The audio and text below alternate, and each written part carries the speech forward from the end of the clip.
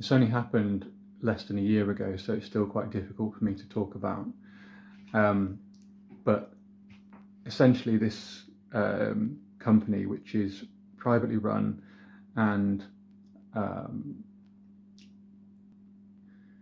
funded by local authorities to do work that is just not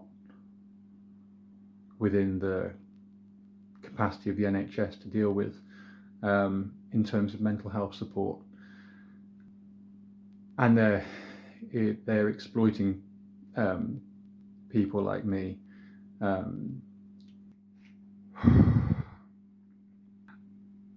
I've got a 71-page document that I've uploaded to a Google Drive that contains records of financial transactions between this company and my local authority. I've got copies of their funding agreement that I was able to access that demonstrates that what they were doing to me and with me was a breach of their own agreement with the council. It's not an actionable breach because there wasn't any financial loss suffered by the company or the council. However, it was a breach in the sense that they were forcing me under threat of eviction to give up my right to decide whether or not I wanted people to come into my space in terms of like support workers that they were providing. This was a genuinely terrifying experience for me as someone living with a complex PTSD diagnosis. And it did leave me feeling suicidal at times because they had ownership of my home and they were threatening me with eviction because they are a company that is both a housing and care provider for vulnerable people. They've got contracts for the care of 12,000 vulnerable people in England, possibly Wales, I'm not sure. And it's a privately run enterprise, and within the 71-page document I've currently got, it demonstrates that what they were doing with me, which was essentially coercing me into meeting with their support workers, none of whom I felt comfortable with, none of whom I felt particularly safe with. They were coercing me into. They basically told me I didn't have the choice to say no.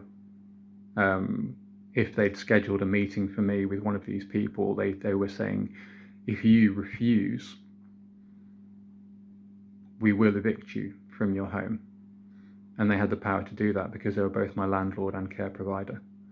So I do have some legal education behind me, so I'm confident that what I've discovered is real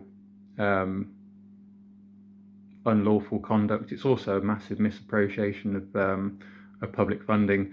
For me alone, their contract with the local authority earned them around £16,000, despite the fact that it was a clear breach of their service terms.